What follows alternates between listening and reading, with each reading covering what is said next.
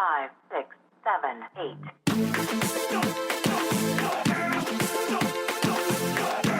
Hi EXers, welcome to the EX Podcast episode number 29. This is your host, Stefan Vincent. I've started this podcast because I believe that companies have to think of themselves as employment brands if they hope to attract and retain talent. The podcast brings a different lens to the employee experience, a brand and customer experience perspective rather than a traditional HR perspective.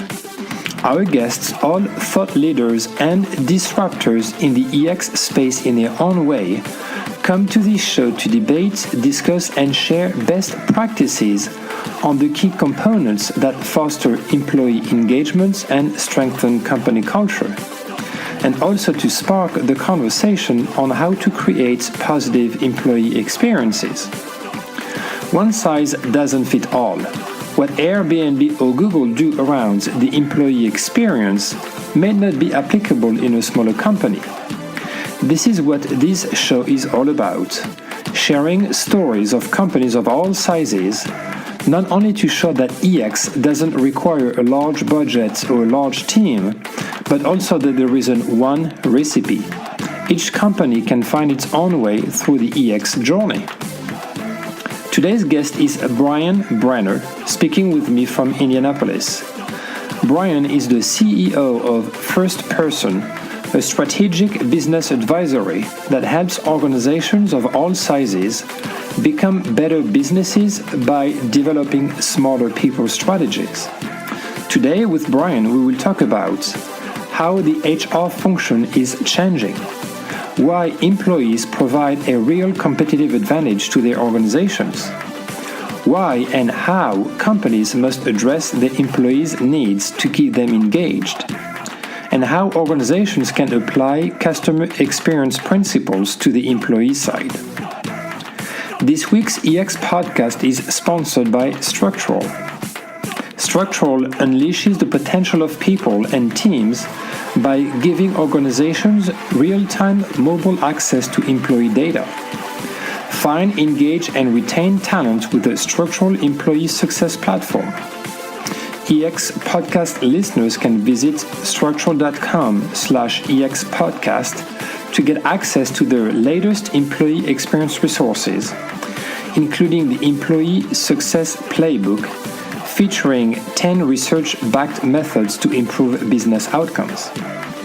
I hope you enjoy this conversation with Bryan. If you get a chance, please make sure to review the podcast on iTunes. You can open the iTunes app and type in Stefan Vincent or EX Podcast and you will find us there. And last thing, if you want to send me feedback, suggestions for future topics or guests, you can reach me at svincent@exsummit.com or on Twitter at EX_summit. Thanks for your support and your loyalty.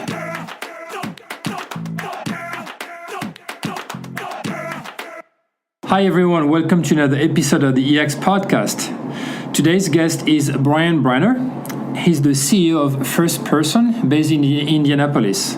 Bryan, thanks so much for being with us today. Thank you. Glad to be here. So tell us about who Bryan is and what First Person does and what is your role within the company. Okay, thank you. I'll try to do the short version. I grew up on a farm in Indiana and went to college for communications and found myself in the world of employment not long after that. And I realized early in my career, while I entered the space through kind of traditional benefits and large employers, I became quickly fascinated with the construct between employer and employee and what makes an employee wildly successful in one environment but fail in another, what makes one company do great things and another one really struggle, and all of that science and art just I loved.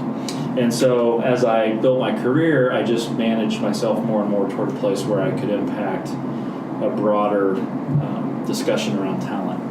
So I find myself today leading a firm called First Person in Indianapolis, where we work on things like benefit strategies, compensation strategies, executive communications, wellness strategies, and then sort of what I will call transforming HR from what it has been to what it is going to become in the future. So let's talk about this topic a little bit, because HR has existed in companies mostly to police and protect those organizations, right? And not so much to make sure that employees were engaged and happy at work. Now it's changing a little bit. So how do you see the HR function changing nowadays? So I think, Stefan, the thing that's happening is we have an HR structure and history that's based in the industrial age, where employers started hiring more and more people. They started to become more and more successful. They got quite large. The government became concerned. They got involved. They started setting rules. And largely what HR at the time was about was just keeping problems at bay, making sure we didn't break rules, making sure that largely our success was met by people doing the same thing over and over and over as quickly and as efficiently as possible. And the more we could make one person like another, the better. So systems were built out of that, processes, people were educated to do that, and what that leaves us with now is something that's not meeting a CEO or an executive team's needs. Because the need now is for a creative workforce that's adapting, innovating, working differently, using more creativity in their work and not just following a set of rules. Who even has a company manual anymore? It's irrelevant the moment it gets written. So I think the challenge all employers have, and the challenge the HR industry has, is not so much trying to convince people that this old way should be important to them, but rather adapting to what truly is important to executives today. It's a real challenge. It's a lot of fun, but it's hard. We just before recording this session, we're talking about a recent podcast with Shonda Zilic from GE. And what is interesting is companies like GE's try to bring into an HR or global employer brands or employee engagement role people from marketing backgrounds, so that they can bring a sort of different lens to the HR function. And it's not so much about shifting drastically from HR to marketing, but it's bringing together people from different backgrounds and disciplines to be able to leverage those different skill sets and enhance the HR function as a whole. Do you see this in more and more organizations now? I do. We're seeing, and I listened to that podcast. It was very, very well done. And I think it's interesting that companies like GE are putting a lot of effort into this. It sort of shows us that the whole world is up against this, small and large alike. I think what's happening, Stefan, is that we're starting to see employers bifurcate HR into two categories. One category would be the more perfunctory, rules-based, administrative nature of things that still have to get done. Right. Even though that doesn't change the world, it doesn't, create better talent. It does have to be done well, and it has to not be noisy or an issue. And so we're seeing them bifurcate that and maybe move it more to finance-minded people, teams who are used to keeping structure and rules, and where that's still the day. Then the other bifurcation is to the other side, which is more along the lines of talent and understanding human behavior and understanding motivation and understanding what drives performance. And that is much more of a marketing mindset, because marketers for years have been trying to figure out, on the spectrum of people, to those who love my product, to those who don't even know about it, how do I move as many people along to love? In our world, that's the engagement word. How do I move as many into the engagement bucket as possible? So marketers, folks who understand, I think, also psychology, sociology, behavioral sciences, these are the people who are able to put their minds to this in a new way. And it has nothing to do with keeping a spreadsheet or making the rules or keeping it all tied down. Much more creative. So we're seeing a bifurcation in the market, and that creates a lot of opportunity for us as consultants to help people think that through, to help them make those decisions, to make sure they're connecting dots. And it's quite exciting for somebody who doesn't come from traditional HR, which I do not. What are some of the challenges that organizations you see are facing trying to adopt that sort of slight shift from purely HR administrative tasks to more of a focusing on people? I think a number of challenges are faced. I think the first challenge is getting the executive team to agreement on what we're trying to accomplish, because everybody comes from a different vantage point, and it's not widely understood yet, this whole construct. So I think that's one challenge, getting executive clarity, buy-in, and commitment. I think another challenge is Sometimes replacing talent that can't understand it in the HR teams. Yeah. So if you got somebody who's holding strongly to the past, that can be a barrier. Then let's say we get over all that. The next barriers become, how do I inject new talent in? Mm-hmm. How do I organize that to the idea of bifurcation? How do I really get after that? Another challenge is, how do I invest enough to really get it done well? I think that's probably one of the primary challenges that I see over the next decade is, okay, so get your executive team on board, get the right people in place. I got to spend some money to make this happen.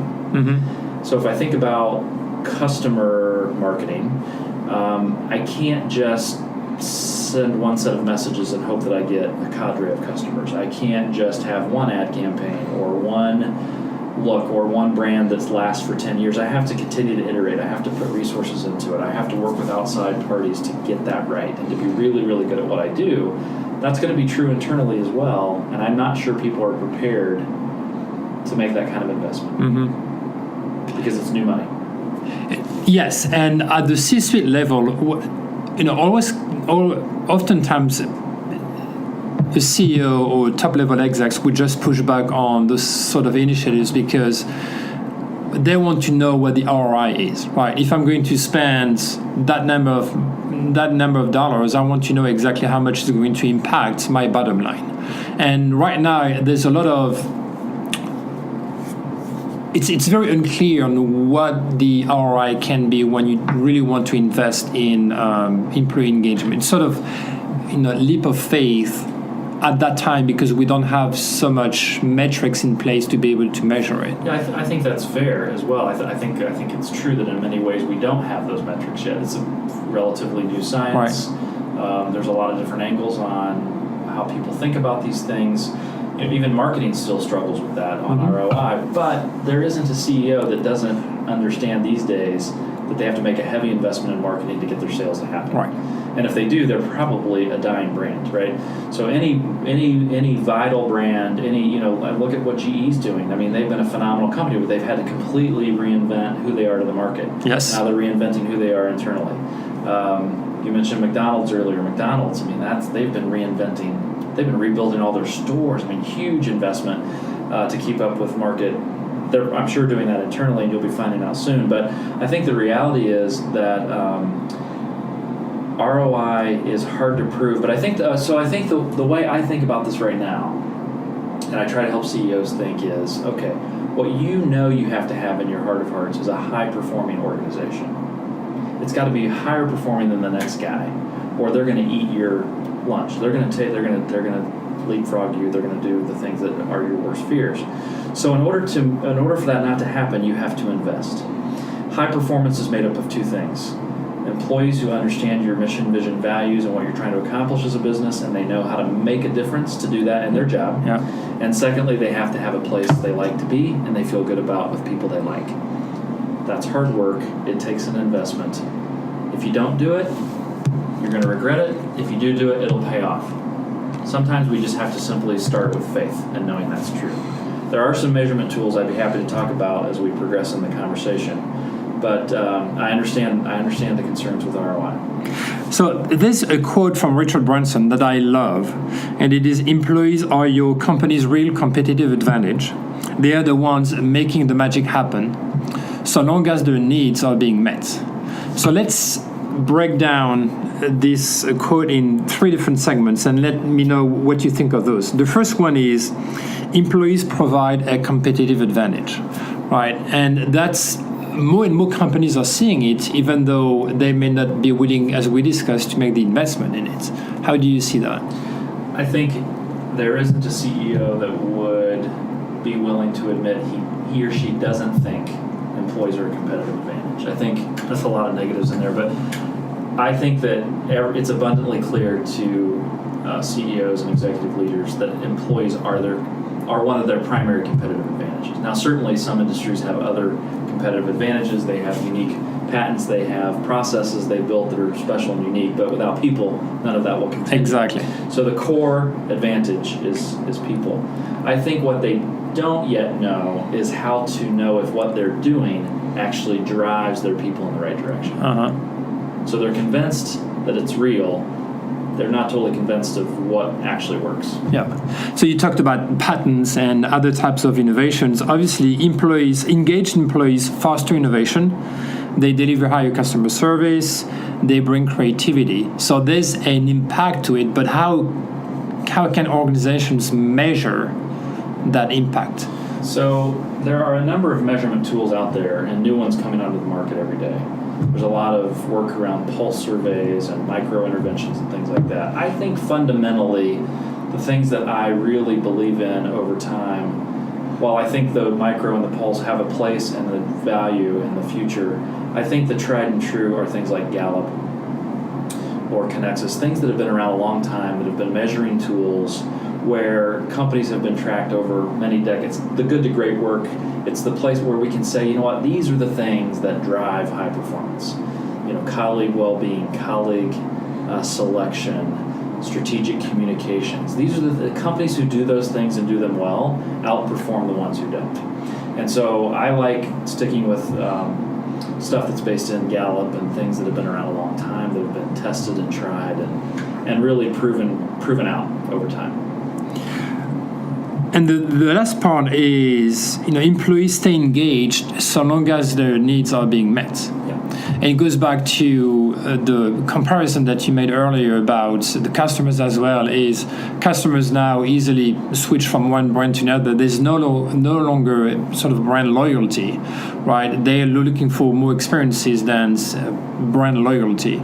And the employees are a little bit following that same pattern as well. You see that there's more and more employees switching jobs after 2, 3, 4, 5 years, and they no longer stay for an entire life in the company.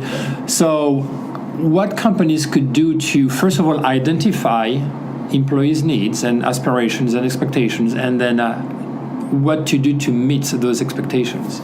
So I think that there is a component where brand loyalty is going the way of things within employment, somewhat the way it has in the market. Although I will say, I think a lot of us is stuck with Apple through the iPhones when it was good and when it was bad and when we weren't so sure. So I still think that there is a loyalty component. It's just not anything like what it used to be. It used to be a lifetime, regardless. So employment is becoming much more fickle. People are more able to make a move. They're more even desiring change. They desire new challenges. So I think what companies have to do is simply acknowledge that fact. And rather than fight it and wish it were different, embrace it and say, what can we do to be constantly innovating, to give people opportunities? Do we have to only have them in a job and just keep them moving up the rank, or can they jump over here and jump over there? And can we create a program that actually encourages that for those who want it? Can we create benefit structures that are unique and of high value and give them things like paternity leave and leave of absence for sabbaticals and reward them in different ways and allow them to do different research versus just give them a little bit more vacation each and every year? Because we need to acknowledge these structures are much different, the desires are much different than they used to be. So I think it requires a great deal of creativity and thought, and I think that your innovation and how to approach employees is never done because it's constantly changing. I think that makes it fun.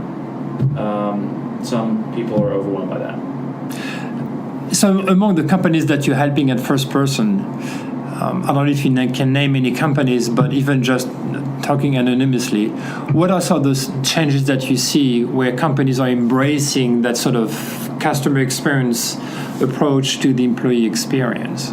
So I think one good example would be Cat Sapper and Miller, and I think it would be fine to mention them. They're fairly public about their approaches and desires.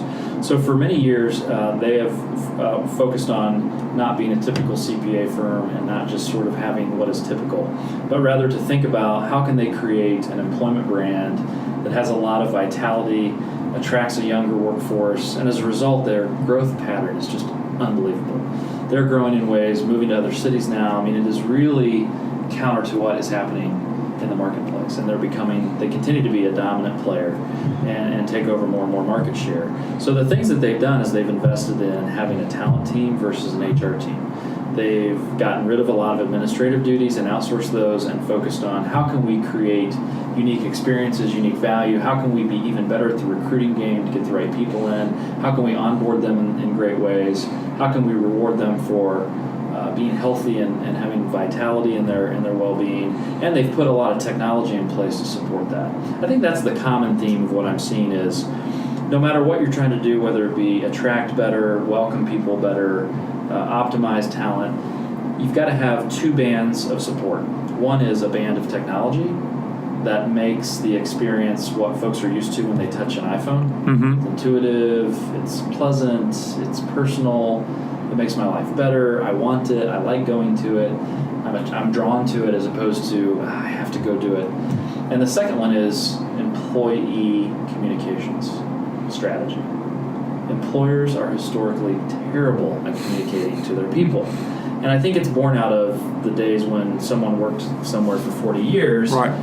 They learned what they learned and needed to know over a long period of time. Nothing was very urgent. It just happened over time. And if you hung out long enough, you figured it out, watch what other people do.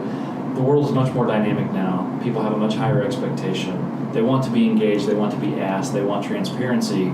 That requires a very robust communication strategy. So I think no matter what part of this life cycle of employees you're working on, the two most fundamental components that have to be really high quality and well thought through, HR technology, employee communications. Those are two places that HR has historically struggled. Yeah, and when you think about it, in the past, companies were in position of strength when it came to attracting and retaining, or even just keeping employees. Now employees are more volatile, and actually they are more in the driver's seat. Where if I'm not finding exactly what I'm looking for here, I'm just going to quit and find something else, right? And with the unemployment rate being so low now, it's even more compelling because it's much easier than even 5-10 years ago to switch jobs.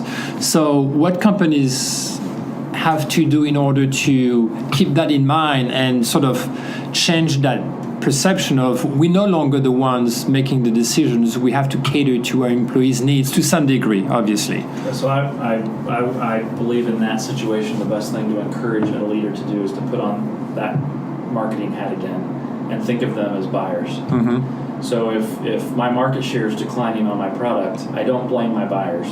I could, I suppose. Not a good idea. I look internally into myself and what is it that I'm doing or what is it that somebody else is doing that's creating a competitive disadvantage for me, and how do I turn that around? How do I stay on top of that? How do I stay at the top of my game? Employers now have to do that internally. It's really challenging. It is. Because it takes a lot of effort, a lot of know-how, a lot of experience, a lot of money, a lot of focus, and a lot of vulnerability to admit what is good and what is not good about your product. And employees, I would argue, even have a closer relationship than a consumer to a product.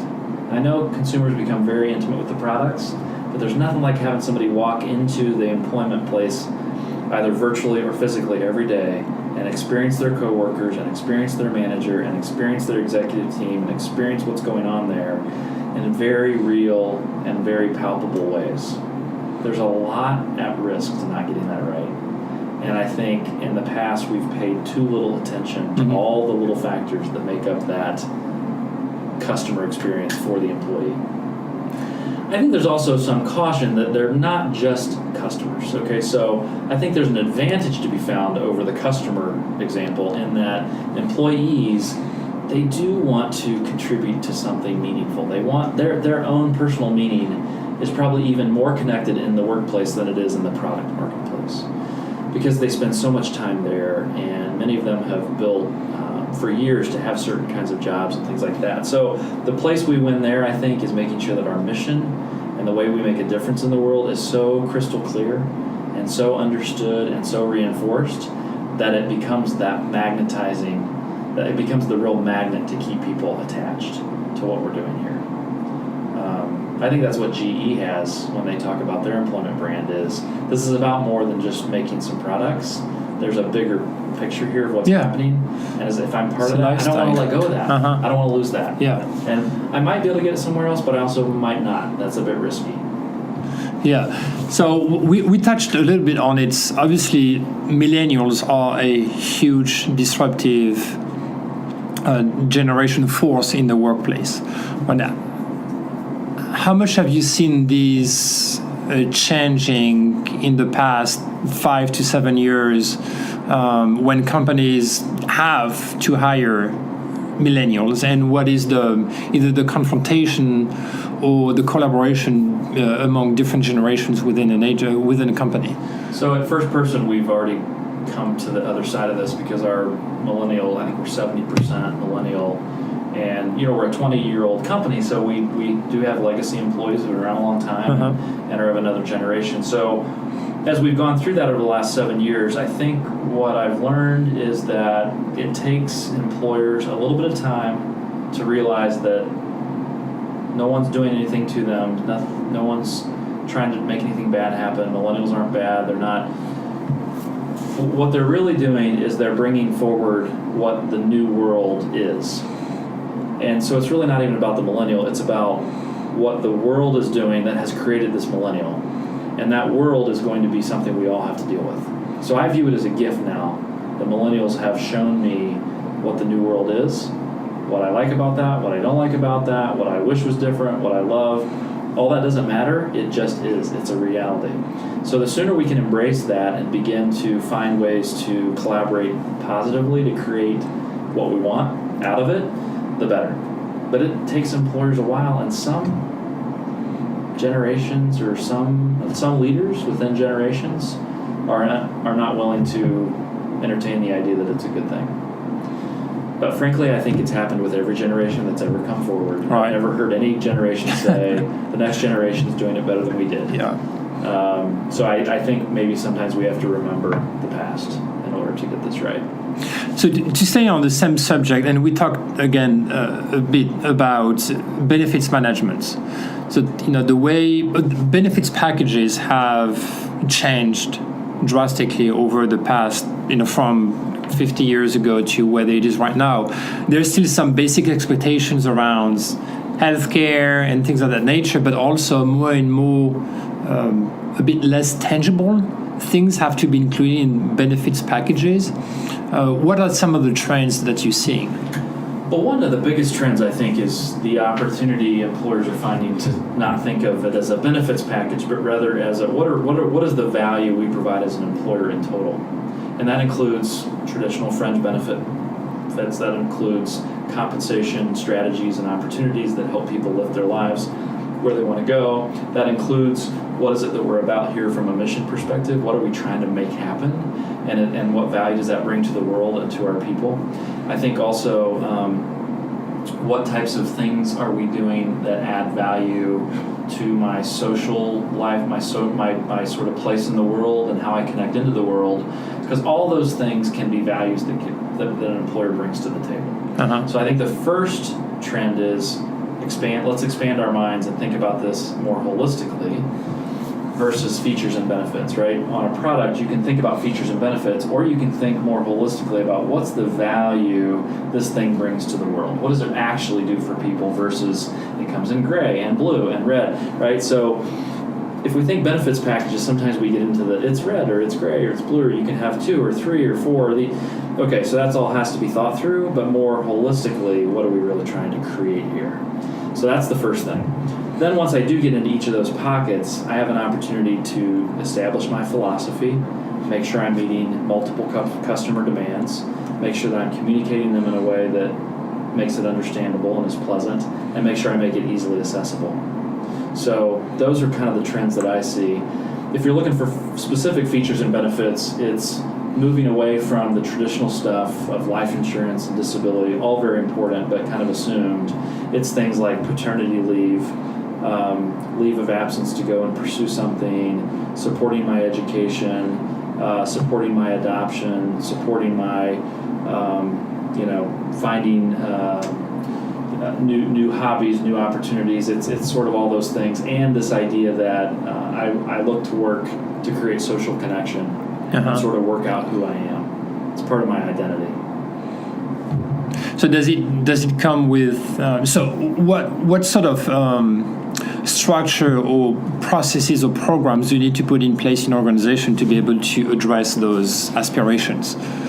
So one of the hallmark processes that we've worked with employers on, we call Results Builder, and it's It's a process that essentially does what a lot of marketers might do, where you kind of look at the current situation, what's going on, what are people's attitudes, opinions, beliefs, and thoughts, what are the values and features currently, and then an aspirational view of what would people really want and like, and what would make us feel good and of more value, and then working on a gap analysis to create kind of a roadmap for the future. So I think what employers have to do now is not just look at things and say, oh, let's add here and tweak here. I think it's a more holistic, like stopping, looking at everything that's going on, and beginning to pick off priorities that are actually going to make multiplier impact versus just be additive or subtractive. So I like this idea of stopping and pulling back. And it's very effective for executive teams, especially if they're new leaders to an organization, or they're trying to create something new, or there's board pressure to create change. It's stepping back and saying, let's look more holistically, let's create a plan that's a little bit further reaching, and let's make sure it's aspirational, that we're shooting for something here. We're not just kind of tweaking as we go. And that's a lot of fun. Yeah. Sure beats, changing, the dental benefit, or, a slightly better life insurance benefit. That may be included, but that's not the point, if you will. We've talked a lot about the comparison between customer experience CX and employee experience EX. On the customer side, companies make different products to address the needs of different market segments, right? So they may have a product A to address the needs of a segmentation A, and then B for B market segments. Do you see that organizations will somehow cater benefits to different groups of employees? Without question. I'm thinking about a conversation we had earlier today with an employer and the executive team. We had done some focus group work. We'd done some survey of the executives. We had sort of looked at what they were doing, what they wanted to do, and that we were having this results builder conversation. And what sort of became clear to the group is there are certain things that you need to do for all people. And it's things about who you are as a company. Everyone needs to understand that kind of in the same way. Yeah. Now, they may apply their individual role or personality to it, but it needs to be pretty consistent. Then there are things that need to be specific to a department, a portion of the company, developers, customer experience people, sales people, marketing people. These are very differently minded. Their work is very different, the cadence of it. And so there's a way of thinking about how do I customize a set of things that feel good to them and that their leaders and managers can really deploy well. And then there's stuff that's kind of individual, based on maybe individual roles, stage of life, self-perception, things like that. So I think you've got to have all three. And so I think within your matrix, you got to think, what's my value to everybody that I need everybody to buy into? And then what are the things that not everybody needs, but some teams need? And then the third piece is, how can I provide enough customization and choice that people can kind of make it work for them? Yeah. Yeah, one of my favorite topics, and something that I really push for as well when I talk to different organizations, is the journey map. So you talked about stages of life. When you think of, it's pretty common theme now to talk about the customer journey map, right? The buyer journey, and how customers interact with the brand at different times of their lives, but also through the buying purchasing journey. Now, when you look at the employee side, there are different ways to address the employee journey map, right? You could do, so by the time you interview for a position, then you go through the onboarding process, and then you start in your position. You may go through performance review or a promotion, and then you may decide to leave the company or whatever may happen. So those are pretty basic stages. Or you could look at it through an employee lens. I start in the company, I'm 25 years old, right? I'm single, I don't have a girlfriend or boyfriend, I don't have a family. And then when I get into my 30s, I'm going to get married, I'm going to have children, I'm going to have to buy a house, and so forth. So this is a different kind of way to look at the employee journey. Do you see companies adopting one or the other, and do you see that there's going to be more of an emphasis on maybe one versus the other in the future? I think both are really important. I think the average employer right now is just working really hard to get in touch with the life cycle of recruiting to onboarding to performance to optimizing to transitioning, as you suggest. Moving to having a sophisticated journey map around the particular employees, that sort of becomes three-dimensional chess. I don't see a lot of employers ready to absorb that yet. But I think that's the ultimate end goal. I think what will enable us is, number one, just this change that's happening, the more people that kind of make this transition from old to new, that will make this a more understood thing and it'll go faster. I think number two, technology and tools that will be like what we experience in marketing. The sophistication of technology and marketing and what that's become over the last decade is now happening in HR, but it's early. And it's noisy. Yeah. Not a lot of things are completely vetted out yet. There's a lot of players are going to go away. A few are going to be standing. As that transformation happens, I think it becomes easier for customers to have the kind of analytics and the kind of organizational tools that they need to pull something like that off. Because as you know, Stefan, that's a very complex approach. And at that point, you've met one employee, you've met one employee. They're all theoretically different. So you need a lot of tools and sophistication to deal with that. I don't see employers, I'm sure there are those who do. When we work in the mid-market, that we're not quite ready for that. Yeah. Let's talk a little bit about people analytics and employee data then. Again, it goes back to that sort of justification of an investment into the employees, make sure that it has an impact, positive impact on the bottom line. What are some of the analytics and metrics you see organizations are putting in place now?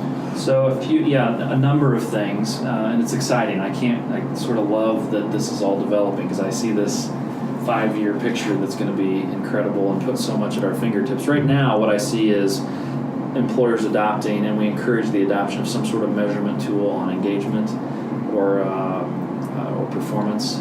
And sort of at the company as a whole, so you can see it by department, by groups of people, by types of people. That's a very powerful thing that I think helps an executive team know if they're making progress, if they're falling behind somewhere. Other metrics that are exciting are, personality profile tools that I can actually map what a job needs to be to what people bring to the table, and I can see that happening. I can look across teams and see what type of talent I have. Another component of what we're seeing is a lot of data being gathered through mobile and being gathered through, direct from employees where they can populate information about themselves and what their likes and dislikes and interests and hobbies and skills and preferences and, all that sort of stuff starts to come together and produce quite a bit. So I think there's a world of opportunity right now. It's a little challenging for employers because there are so many new options that it can be overwhelming. And I would like to point out that they're held back by the mega data companies who've always existed, like the ADPs and the Paychecks and all the large payroll type companies where a lot of that data sort of sits and resides, or at least is the hub.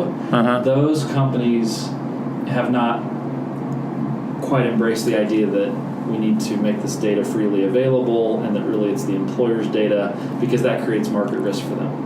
So we have to see that start, that has to dismantle before all this data starts to really flow where we need it to flow. Does it mean that as a CEO you have to hire a data scientist to manage your employee data, or does it mean that you have to outsource that function to a provider? One or the other. Yeah, I think I've seen both. But you're going to have people who can siphon through that data and really architect it in such a way that it's got meaning. And there aren't a lot of people who know how to do that. There are people who know data. There are people who know the people business. Right. And we're starting to see some people come across who know both. And they're young and they're very capable and it's exciting, and I'm trying to understand them. Yeah. At my age. And again, it's a challenge on the employee side because successful companies are very good at leveraging data, customer data, in order to create more personalized experiences. Now, the employee data side is brand new, even though it's the same idea and the same concept, just that there are probably more concerns around privacy and security of employee data versus customer data, which is more aggregated than when it comes to the employees. Yeah, I think it's the slowdown in all of this development, I think, that you're mentioning is, and why are we behind marketing, all that kind of stuff. First of all, we didn't decide it was important until recently, so we're a little behind in that. Right. Number two, I do think that the typical people who deal with employee data are mostly concerned with finance, payroll. They're not thinking about analytics and how to mine for data and opinions, and that's behavioral science. It is. That has never existed. I mean, it largely has not existed in that arena. Yeah. So I think it's the fusion of those things that start to make it more exciting. Marketers moved very fast on this. I mean, I remember, how long ago was it that companies didn't have a CMO or have even a CFO? And now it's a CHRO. That's becoming the thing that people haven't had that now they are. It's much different than, or a chief people officer. It's just, it's kind of the next wave of progression that's happening within employment.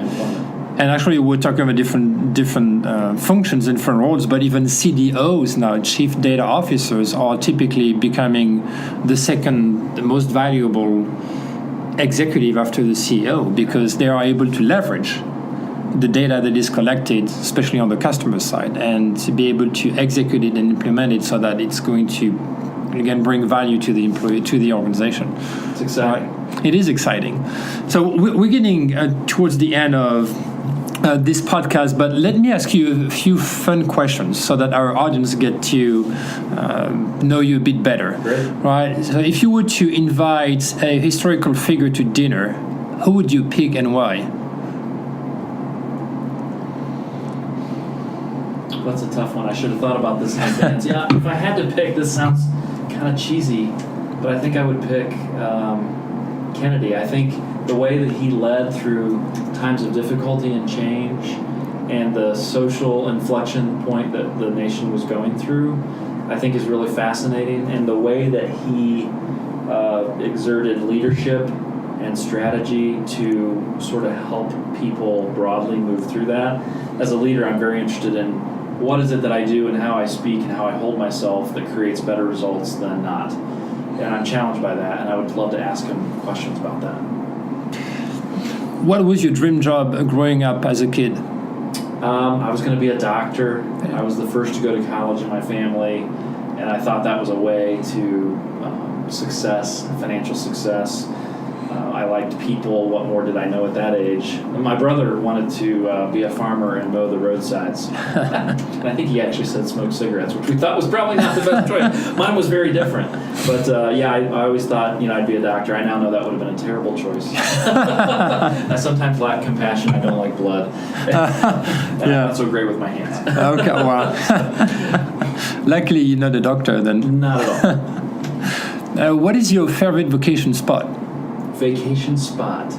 My favorite vacation spot, I would say it this way, is wherever I've been once and I can go back again and really take advantage, because my personality is, it kind of takes me a little bit of time to warm up. People wouldn't know that when they meet me, but I kind of need to get comfortable with the lay of the land. So I love going somewhere a second and a third time. My very favorite place in the world is in Knoxville, Tennessee, and it's called Blackberry Farm. And it is a phenomenal foodie place, and it is sit back and relax and sit by the fire and read a book. And it's, Elaine and I love to go there, and if I could afford it every quarter, I'd go every quarter.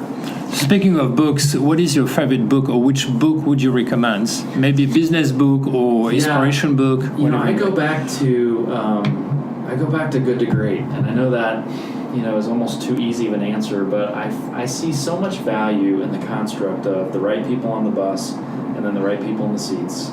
I see so much value in the aspiration of good to great, and that the worst enemy of great is good. I've experienced that a lot in my career and in my life. And when something becomes good, it's really hard for people to disrupt it to get to great. And yet I crave great. I like great products, I like great brands, I like great experiences. At First Person, our new sort of mantra is we create exceptional experiences that make a lasting impact. I love exceptional. And so I'd say that's sort of how I think about it. What is the best way for our listeners to follow you and First Person on social media? Okay, so on Twitter, you can go to First Person BA. You can go to our website, firstpersonadvisors.com, and find lots of ways to follow us. You can go to my personal blog, which is bryanbrenner.com. We'd love to have you in any of those channels, and we appreciate all of our listeners. And I would like to thank you for inviting me to participate today. It's been fun. It was my pleasure. Thank you, Bryan. Thanks for tuning in to the EX Podcast. If you want to learn more, visit our website at expodcast.com. If you want to find out more about our next conferences, go to exsummit.com. Finally, you can also find my manifesto on business to employee or B2E branding at b2ebranding.co. See you next week.